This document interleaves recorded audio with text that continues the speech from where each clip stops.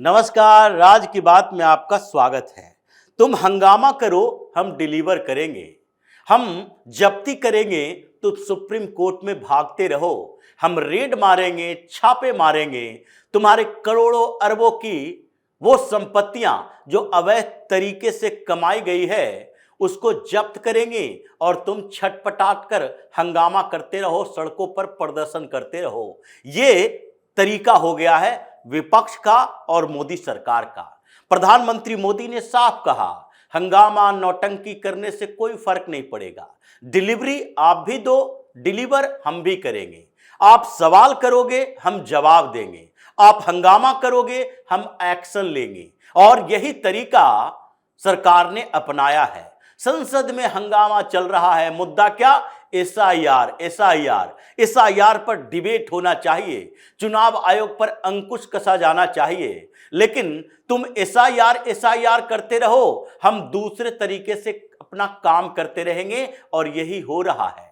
ये वक्फ बोर्ड के खिलाफ कार्रवाई चल रही है। वक्फ गैंग फिर से परेशान है। मौलानाओं की समस्या बढ़ी हुई है कि एसआईआर से भी हमारा ही प्रोटेक्शन मिल रहा है। मतलब ये जो विपक्ष की पार्टियां हंगामा एसआईआर के खिलाफ कर रही है वो हमें ही प्रोटेक्ट करने के लिए कर रही है। सबसे ज्यादा मुसलमानों के ही ऐसे रिपीटेड वोट हैं जो काटे जाते हैं। सबसे ज्यादा घुसपैठिए मुसलमान ही हैं जिसको भगाया जा रहा है। सबसे ज्यादा ये फर्जी वोटर उत्तर प्रदेश, मध्य प्रदेश, राजस्थान से पश्चिम बंगाल, तमिलनाडु, केरल तक, छत्तीसगढ़ तक, हर जगह पर इन्हीं की बस्तियां बसी हुई है जो उजड़ रही है। और इसलिए इसी के प्रोटेक्शन में ये विपक्ष की पार्टियां आई हुई है। लेकिन कितना प्रोटेक्शन करोगे? एसआईआर की प्रक्रिया अपनी दिशा में चल रही है, संसद में ये सब बवाल कर रहा है और उधर वक्फ गैंग परेशान है कि एक साथ इतने सारे मामलों में विपक्ष की कुछ पार्टियां जो मुस्लिम अपीजमेंट की पॉलिटिक्स करती है वो हमारा साथ कैसे देगी? क्योंकि वक्फ बोर्ड संशोधन कानून लागू हो गया और लागू होने के बाद रजिस्ट्रेशन का एक समय दिया गया था और वो समय भी खत्म होने वाला है। और जैसे ही समय खत्म होने वाला है, मतलब जो रजिस्ट्रेशन नहीं है जिन प्रॉपर्टी का वक्फ बोर्ड के, वक्फ यूजर के नाम पर ये जो कब्जा किए हुए हैं वो सारी जब्ती का अभियान शुरू हो जाएगा। इसीलिए फिर से ये दौड़ता हांफता मौलाना गैंग ये चला गया सुप्रीम कोर्ट के अंदर। और इस बार सुप्रीम कोर्ट से इस बात की गुहार नहीं लगा रहा कि नहीं वक्फ बोर्ड संशोधन कानून पर रोक लगाइए, इसको स्टे लगाइए, इसके प्रोविजन में चेंजेस करवाइए, सरकार गलत कर रही है, ये बात नहीं कर रहा है। बल्कि यहां गुहार लगा रहा है टाइम एक्सटेंड कर दीजिए, समय सीमा बढ़ाइए। क्योंकि 6 जून को एक ऐप लॉन्च हुआ था, सुप्रीम कोर्ट में सुनवाई अलग चल रही थी और इधर सरकार अपनी कार्रवाई कर रही थी। तो 6 जून को एक ऐप लॉन्च हुआ था, उम्मीद पोर्टल पर इन सब लोगों को रजिस्ट्रेशन कराना था जितनी वक्फ प्रॉपर्टी है। ये माना जाता है अभी 8.8 लाख वक्फ की प्रॉपर्टी है अलग अलग सेगमेंट में, जिसमें 1,52,000 तो कब्रिस्तान है, 1,15,000 दुकानें हैं, 1,40,000 एग्रीकल्चर लैंड है, उसके अलावा 92,000 मकान है और जो रियल एस्टेट में मकान बनाकर रखे हुए हैं। और इसके अलावा 1,40,000 के आसपास मस्जिदें भी वक्फ बोर्ड के पास है। ये रजिस्ट्रेशन वाले हैं। इसके अलावा जिसका वक्फ यूजर के नाम से है, जिसका रजिस्ट्रेशन ही है, ये परंपरा ट्रेडिशन के आधार पर कब्जा किए हुए हैं, उसके छिन जाने का खतरा है। मतलब 4.4 लाख वक्फ की प्रॉपर्टी ये ध्वस्त होने वाली है, सरकार के कब्जे में आने वाली है। तो इन लोगों को लगा अब कोई और चारा नहीं है, सुप्रीम कोर्ट से टाइमलाइन बढ़वा दो। क्योंकि अमित शाह ने जब ये उम्मीद पोर्टल लागू करवाया था तो उस समय बड़े सोच समझकर ध्यान के साथ ये एक समय निर्धारित किया गया था। 6 जून को लागू हुआ और खत्म कब होगा? 6 दिसंबर को। मतलब इधर ये 6 दिसंबर की तैयारी में ममता बनर्जी लगी हुई है। 6 दिसंबर की तैयारी के लिए ही ये ममता बनर्जी ने बड़ी रैली का आयोजन करने की बात की। 6 दिसंबर को ही इधर हुमायूं कबीर जो ममता बनर्जी का नेता है वो कह रहा है बाबरी मस्जिद फिर से हम मुर्शिदाबाद में बनाएंगे। अयोध्या में तो ध्वस्त हो गया, अब मुर्शिदाबाद में बनाएंगे। और इसी 6 दिसंबर को टाइम खत्म हो रहा है रजिस्ट्रेशन का कि 6 महीना का समय 6 जून को दिया गया, 6 दिसंबर को रजिस्ट्रेशन क्लोज और उसके बाद जब्ती शुरू। इसीलिए तो ममता बनर्जी भी परेशान हुई। और ममता बनर्जी पश्चिम बंगाल के अंदर जो 82,000 वक्फ बोर्ड की प्रॉपर्टी है उसके लिए 2 दिन पहले नोटिफिकेशन जारी करवाया। पीवी सलीम जो कि माइनॉरिटी डेवलपमेंट डिपार्टमेंट के सेक्रेटरी हैं, उन्होंने नोटिफिकेशन जारी किया सारे डिस्ट्रिक्ट मजिस्ट्रेट को कि भाई जल्दी से जल्दी करो। ये 5 दिसंबर का डेडलाइन दिया गया है। 5 दिसंबर से पहले ये जो उम्मीद पोर्टल है सेंट्रल गवर्नमेंट का, उस पर डिस्ट्रिक्ट वाइज रिपोर्ट होनी चाहिए। जो ममता बनर्जी चिक चिक कर कह रही थी कि हम तो अपने यहां वक्फ बोर्ड संशोधन कानून लागू ही नहीं होने देंगे, लागू करना पड़ा क्योंकि इनको पता था कि अगर उम्मीद पोर्टल पर रजिस्ट्रेशन नहीं करवाए और अगर ये 82,000 जो वक्फ की प्रॉपर्टी है उसका केंद्र सरकार को जानकारी नहीं दिए तो उसके बाद ये सारी की सारी प्रॉपर्टी जिसका रजिस्ट्रेशन नंबर है, जो खरीद बिक्री की गई है, जिसकी वक्फ बाय यूजर के नाम से है, सबको इलीगल करार दे दिया जाएगा और उसके खिलाफ कार्रवाई शुरू हो जाएगी। इसलिए जितना बचता है बचा लो, जो जाने वाला है उसको तो रोक नहीं सकते। इसलिए ममता बनर्जी भी परेशान रही और 82,000 प्रॉपर्टी के लिए 1 सप्ताह के अंदर पूरे डीएम को काम पर लगा दिया, अधिकारियों को काम पर लगा दिया कि नहीं 5 दिसंबर तक तो एनी हाउ किसी तरीके से रजिस्ट्रेशन हो जाना चाहिए। उम्मीद पोर्टल पर उन सब के लोकेशन के साथ, डिस्ट्रिक्ट ब्लॉक के साथ, उसके एड्रेस के साथ सब कुछ डाला जाना चाहिए, नहीं तो अमित शाह आगे सीज की कार्रवाई शुरू कर देंगे। लेकिन यह जो 6 दिसंबर का समय निर्धारित किया गया कि टाइमलाइन खत्म होगा और उस दिन के बाद ये वक्फ बोर्ड की प्रॉपर्टी सीज होनी शुरू हो जाएगी, परेशानी मौलाना गैंग की बढ़ी।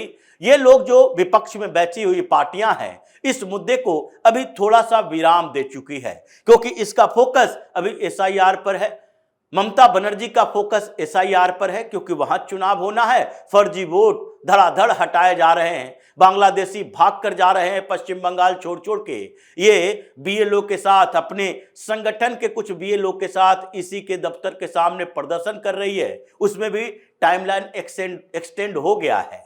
चुनाव आयोग ने कहा 1 सप्ताह का और समय दे देते हैं, हमें क्या फर्क पड़ता है, 1 सप्ताह ज्यादा समय देंगे और ज्यादा बेहतर वेरिफिकेशन होगा, इसलिए 1 सप्ताह ज्यादा समय दे दिए। लेकिन एसआईआर के मुद्दे पर उलझी हुई ये पार्टियां वक्फ बोर्ड संशोधन कानून की तरफ जा ही नहीं रही है। और तभी इन लोगों ने, जो all India Muslim personal law board है, उसको तो लगा, ये जमात वाले को तो लगा, ये लोग दौड़कर पहुंच गए सुप्रीम कोर्ट और सुप्रीम कोर्ट ने कहा ठीक है 1 दिसंबर को सुनवाई करेंगे और उसमें टाइम लाइन एक्सटेंड करने में कोई बड़ी समस्या नहीं है। सरकार भी इसका बड़ा ज्यादा विरोध नहीं कर रही है, चलो ठीक है टाइम बढ़ा दो, लेकिन ये नहीं करेंगे कि वक्फ बाय यूजर के नाम पर जो प्रॉपर्टी तुम लोगों ने कब्जा करके रखा है, जिसके रजिस्ट्रेशन के लिए तुम्हारे पास कोई कागज ही नहीं है, पेपर ही नहीं है कि कब खरीदे, किससे खरीदे और कहां से ये तुम्हारे पास आया, या तो दान में दिया किसी ने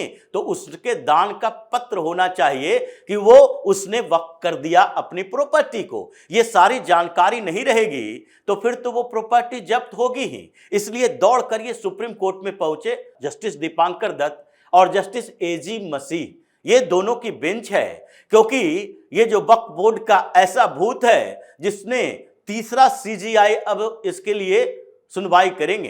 पहले सीजीआई संजीव खन्ना, उन्होंने हाथ खड़ा कर दिया, नहीं ये हमारे बस में नहीं है, इसके ऊपर इतना विवाद होगा कि हमारे कैरियर खत्म होने के बाद जो आगे की संभावना है, मतलब रिटायरमेंट के बाद जो पोस्ट रिटायरमेंट कुछ संभावनाएं बची है वो भी खत्म हो जाएगी। उसके बाद जस्टिस बीआर गवई आए सीजीआई बन के, इनको भी लगा इसमें तो बड़ा मुश्किल है फैसला देना, अंत तक नहीं पहुंचा जा सकता। उन्होंने भी फैसला सुरक्षित रख के वैसे ही संदूक में ताला लगा दिया। तो उसके बाद ये लोग अलग अलग बेंच दे दौड़ते रहे कि नहीं नहीं वो मामला अलग है, ये एक्सटेंड करने का मामला अलग है, इसलिए हमारे पास समय कम है, तो इस कम समय में कम से कम इतना रिक्वेस्ट है कि टाइम बढ़ा दीजिए। सुप्रीम कोर्ट में ये दौड़ भाग लगा रहे हैं, लेकिन समस्या क्या है? समस्या ये टाइम की नहीं है, समस्या रजिस्ट्रेशन की है, समस्या इनके पास कागज ना होने की है, जिसके बारे में सुप्रीम कोर्ट में यही अभिषेक मनु सिंघवी और कपिल सिब्बल ने एक एफिडेविट दिया था और बताया था कि जो वक्फ बाय यूजर अगर ये शब्द हटा देते हैं और रजिस्ट्रेशन में पेपर अनिवार्य कर देते हैं तो वक्फ बोर्ड की आधी प्रॉपर्टी खत्म हो जाएगी, क्योंकि इन लोगों ने ये मुगल काल के दस्तावेज है इनके पास, ये सल्तनत काल के दस्तावेज हैं कि ये तुगलकों ने कैसे वक्फ किया था, वो राजा महाराजा सुल्तान था, उस वक्फ करने का कोई वैल्यू नहीं है। इसलिए तो आज मुनम्बम में जो प्रदर्शन चल रहा है वो भी प्रदर्शनकारी कहे नहीं 6 महीना हो गया, अब तो इस तरह के प्रदर्शन से कोई फायदा नहीं है, तो ऐसे भी हमें मिल जाएगा क्योंकि इसके पास कोई पेपर है नहीं।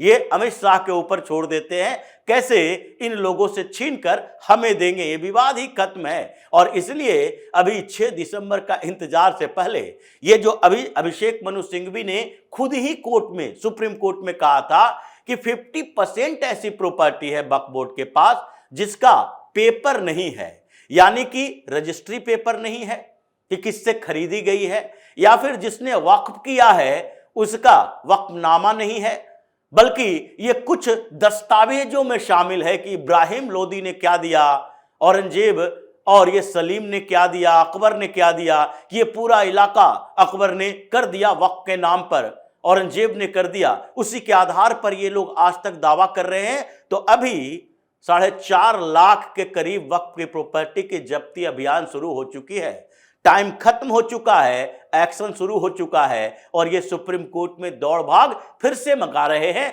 लेकिन सुप्रीम कोर्ट क्या करेगा, जज क्या करेंगे? वो टाइम थोड़ा और बढ़ा सकते हैं, लेकिन ये कानून में जो प्रावधान लगा दिया गया वक्फ बाय यूजर नहीं रहेगा, उसको अब ये मिटा नहीं सकते। रजिस्ट्रेशन की बात पर सुप्रीम कोर्ट में पहले ही फैसला दिया है कि कोई भी प्रॉपर्टी दुनिया के किसी भी हिस्से में होगा तो उसके लिए पेपर तो चाहिए, और यही पेपर नहीं रहने के कारण ये हिमाचल के संजौली के मस्जिद को बुलडोज कर दिया गया कि अगर पेपर नहीं है, म्युनिसिपल कॉर्पोरेशन की जमीन है, आपने कब्जा कर लिया, कितने पहले कब्जा किया, कांग्रेस की सरकार में भी कब्जा किया, आप मस्जिद बना दोगे तो इसका मतलब ये तो नहीं है कि ये आपकी हो गई कि हम दशकों से कब्जा करके रखे हुए हैं।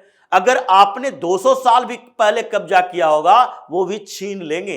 ये स्थिति है। अभी सुप्रीम कोर्ट में हंगामा चल रहा है, संसद में ये लोग बवाल कर रहे हैं एसआईआर पर, और मोदी की सरकार वही एक्शन वाले मोड में है कि देखो तुम हंगामा करो, हम उस हंगामे का जवाब दूसरे तरीके से देंगे, काम करके देंगे।